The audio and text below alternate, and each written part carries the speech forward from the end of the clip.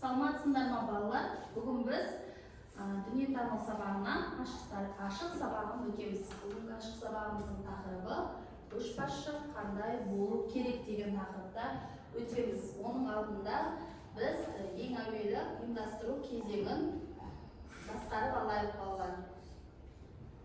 Бәріміз ғана сәттілік тілеу үшін ғажайып жылулық шеңберіне орнымыздан тұрамыз. Барлығымызге жылулық шеңберін айтамыз.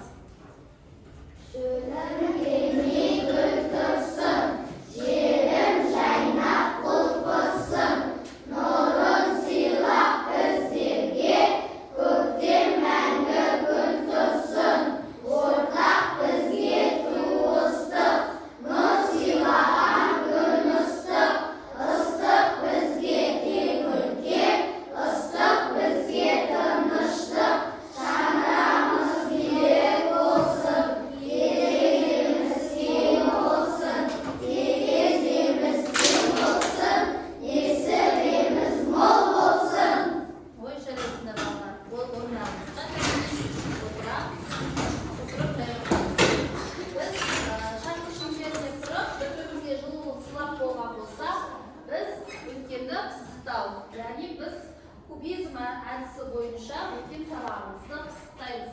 Өткен сабақта біз мектептегі өзін-өзі басқару өткен болатынбыз. Қазір мен сендерге кубизм әдісі бойынша сендерге әрбір топқа кубизм әдісі бойынша лақтырамын. Сендер сол топ бойынша жауап береміз. Түсінікті ғой сұрақтарға. Ең әуелі ұжым дегеніміз не? Мерика. Ұжым дегеніміз мысалы сыныптағы бір-бірінен мақсаты бір және үнемі бір-бірімен тығыз байланыста болатын ұйымды ұжым деп атаймыз. Ой, жарайсың, бәрекелді. Келесі екінші сұрақты біз екінші тобымызға береміз. Екінші тобымыз ұжымды кім басқарады? Дінмұхамед, ұжымды кім басқарады? Ұжымды көшбасшы басқарады. Көшбасшы дегеніміз адал және тәртіпті және өзінің тобына сенімді болуы керек. Немесе өзінің қасындағы адамдарға көмектесуі керек. Көшбасшы ұжымдағы адамдарды басқарады. Ұжымдағы адамдар оны соны тағайындайды. Тағайындайды, жарайсың. Бәрекелді, керемет. Келесі сұрағымыз біздің осы өзін-өзі басқарудағы біздің мектептегі басқару. Мектеп ұжымын кім басқарады бізде? Осы сұрағымызға Алихан, сен жауап бере қойшы. Мектепті кім басқарады? Мектеп директоры басқарады. Жарайсың. Бәрекелді. Олай болса, біз өткенді пысықтау, яғни тапсырмамызды пысықтап алдық. Олай болса, бүгін бізде жаңа сабағымызды өтеміз. Жаңа сабақты өтерден бұрын барлығымыздан экранға қарайшы. Бізде ребус тұр, ребусты шешейікші. Ең әуелі не көріп тұрмыз? Көше, кейін бас, кейін шың тұр, балалар. Осы жерде ребусты шешейікші. Қандай сөз шығады бізде? Көшбасшы, жарайсыңдар. Олай болса, бүгінгі біздің сабағымыздың тақырыбы қандай болды? Көшбасшы қандай болу керек деген. Барлығымыз қолымыздың бетін ашып, көшбасшы қандай болу керек деген тақырыпқа дайындаламыз. Біздің сабағымыздың мақсатымызға бірінші назар салып алайық, балалар. Оқушылар арасындағы көшбасшыға тән тұлғалық қасиеттерді анықтау. Біздің оқу мақсатымыз, яғни қасиеттерін анықтау екен. Екінші, бізде бағалаудың критерийлері бар. Көшбасшы деп кімді айтатынын біледі. Көшбасшыға тән тұлғалық қасиеттерді анықтайды. қасиеттерін атайды, өзінің бойында көшбасшыға тән қасиеттерді дамыта түсуге тырысады. Ең алып енді барлығымыз бірге көшбасшы қандай болу керек деген тақырыпта сендерге мен кішкене бейне баян қоямын. Соны не істейміз балалар? Тыңдаймыз.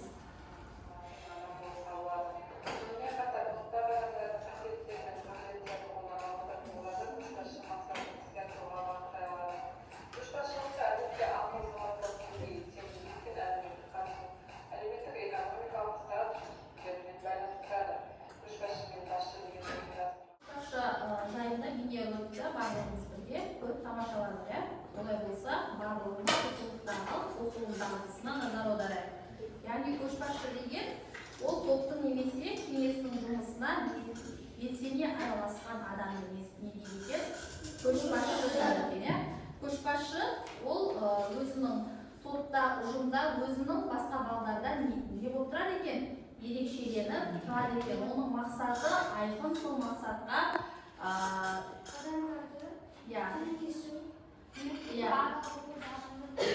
адамдарға көмектесу, сол адамдардың несін, мүддесін, сол адамдардың жамандықтарын азайту барысында өзінің қабілетін көрсете білген адамды біз не дейді екенбіз? Көшбасшы дейді екенбіз. Олай болса, барлығымыз бірге жұппен жұмыс істей отырып, барлықтарымыз көшбасшы деген сөзге не істейміз? Мына топ, ана топқа сұрақ қояды, екінші топ, үшінші топқа сұрақ қояды. Түсінікті ме? Ал бірінші топтан сұрақты екінші топқа кім қояды? Көшбасшы деген кім екен сонымен? Көшбасшы деген кім екен сонымен? Абдрахман. Көшбасшы деген кім екен? Көшбасшы деген өзінің қолындағы адамдарды басқарып жүрген адамдарды айтады. Айтады, иә? Жарайсың, ол отыра ғой, мақсаты айқын, өзінің тобында немесе кеңестің жұмысына белсене қатысқан адамды көшбасшы дейді. Екінші топқа сұрақ қояды. Ал Сафилла сұрақ қоя ғой. Көшбасшы қасиеттері деген не? Иә, көшбасшыға тән қасиеттер дейді. Кім жауап береді? Ал Мерей, көшбасшыға тән қасиеттерді айта қойшы. Адал, дарынды, тәртіпті, тиянақты және озат оқушы. Ой, жарайсың, бәрекелді. Отыра ғой. Келесі, үшінші топқа. Екінші топтан кім сұрақ қояды? Ал Шыңғыс, сұрақ қоя қойшы үшінші топқа. Көшбасшы қандай адам? Көшбасшы қандай адам? Иә. Көшбасшы өзіне сенетін адамдарды не қиындықтан шығарып, оларға көмек етеді. Көшбасшы топта жинап алып бірге жұмыс жасайды. Көшбасшы адал, тәртіпті, тиянақты, ақылды, озат оқушы болады. Ой, жарайсың, бәрекелді, отыра ғой. Олай болатын болса, көшбасшыны біліп алды, иә? Енді барлығымыз дәптертерімізді ашып, жазылып, көшбасшы тұлғаларды тоқталып өтейікші балалар. Көшбасшы тұлғалар.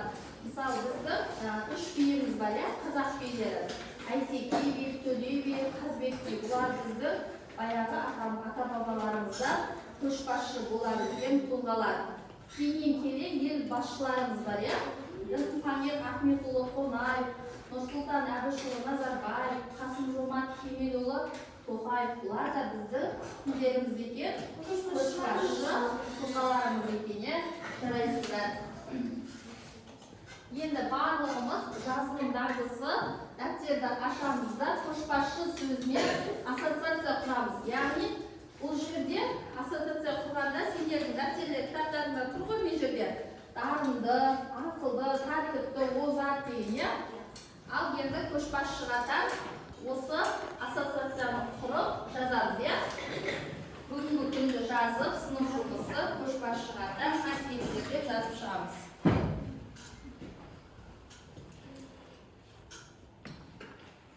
Жазамыз. Барлығымыз дәптермен жұмысты жазып болған болса, онда барлығымыз кәдімгі бойымыз сергіп алу үшін сергіту жаттығуын бірге жасайық, балалар.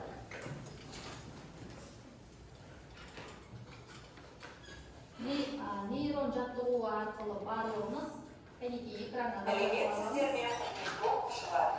Танымдық процестерді дамытуға арналған жаттығуларды орындауға шақырамын. Олай болса, процестер тақырыптарын дамытуға арналған ойын ойнайық. Ойынымыз төрт құбылыс деп аталады. Әдетте қолдар. Орындауға болады. Яғни, Су десе қолымызды алады. қолымызды алдымызға созамыз. Созамыз. Аяқ дегенде Жоғары көтереміз. Ол десе екі қолды айналдырамыз. айналамыз. Ал жер дегенде қолымызды түсіреміз. Түсіреміз. Түсіп Қайын қойып. балалар, мұны ойында орындап көрейік. Су, ауа, от, жер. Су, ауа, от, жер. Су, ауа, от, жер. Жарайсыздар балалар, отырайық. Қазір балалар бізде ендігі тапсырмамыз топтық жұмыс. Бірінші топқа кластер құру, екінші топқа керісінше деген сөз жұмбақты шешеді. Үшінші топқа 5 жолды өлең құрастырады. Көшбасшы туралы түсінікті ма? Бұның дискрипторларына тоқталатын болсақ, көшбасшының жеке тұлғалық қасиеттерін анықтап, көшбасшының қасиеттерін кластерде көрсетесіңдер. Үшінші, дайын сөз жұмбаққа сұрақтар құрастырасыңдар. Түсінікті ма? Көшбасшыға да. Көшбасшы сөзіне 5 жолды өлең құрастырып жазасыңдар. Түсінікті ғой, иә? Олай болатын болса, бізде бірінші топқа керісінше топқа көшбасшы дегенге қойып, асылтызда тұрып, көшбасшының қасиеттерін жазасыңдар. Сендерге 5 жолды өлең жазасыңдар. Түсінікті ма? Ал сендерге тапсырма балалар. 3 минут уақыт беремін, 3 минутта орындаймыз.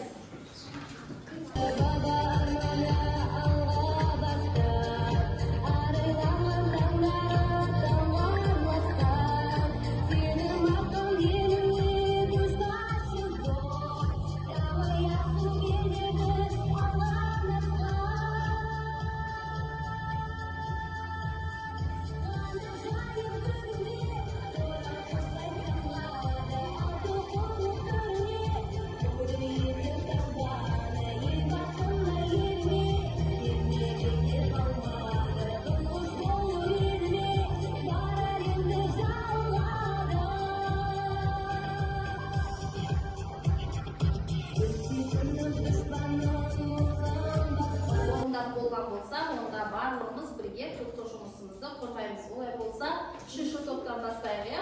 Әмина, шыға қойыңдар, топтық жұмыстарыңды қорғаңдар, иә? Сендерге кластер құрастыру болу керек, иә?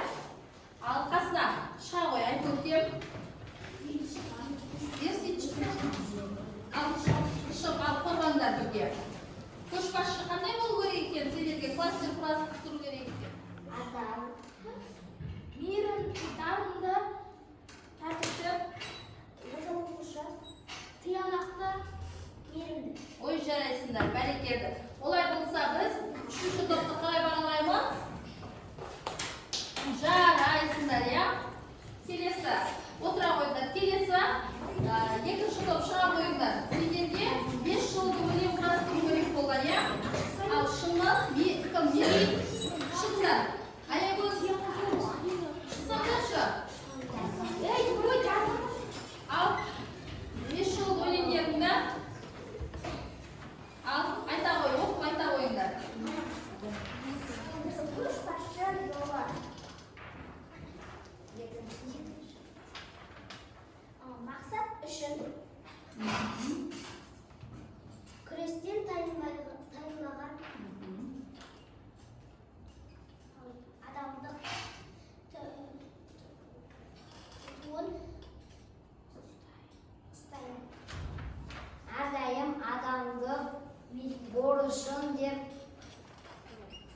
Ya.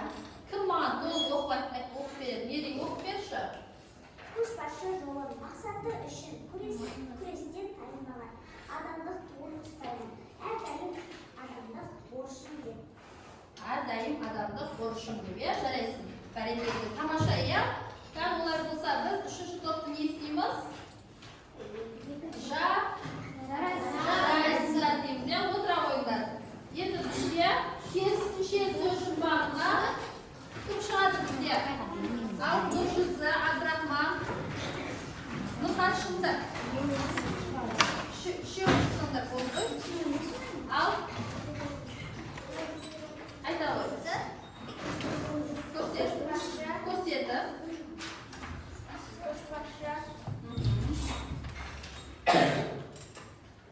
Шәкір, ақыл, Жалақы және отбасы. Жарайсыздар, отыра қойыңдар. Солай болса, бала, сабағымызда кішкене уақыт таяу болып қалды. Үйге тапсырма сендерге мәтіннің мазмұнын әңгімелеу. Екінші, көшбасшы қандай болу керек тақырыбында эссе жазып келесіңдер. Түсінікті ме? Осы скрипторы мәтін мазмұнын әңгімелейді, тақырып бойынша эссе жазып келеді. Қазір барлығымыз білім гүлі әдісі бойынша бүгінгі сабағымызды аяқтаймыз, иә балалар?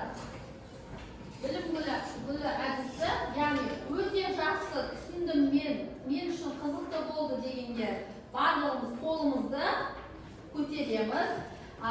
Сабақты жақсы түсіндім дегендер бір қолды көтереміз. Тақырып бойынша әлі де ізденуім керек дегендер қолымызды көтермейміз. Түсінікті ғой, иә? Олай болса, өте жақсы түсіндім мен үшін сабақ қызықты болды дегендер жарайсыңдар. Келесі, мен сабақты жақсы түсіндім. Жарайсыңдар. Тақырып бойынша ізденуім керек. Жоқ па? Онда бүгінгі сабағымыз сендерге балалар түсінікті болды деп ойлаймын. Сендерге рахмет. Сау болыңдар.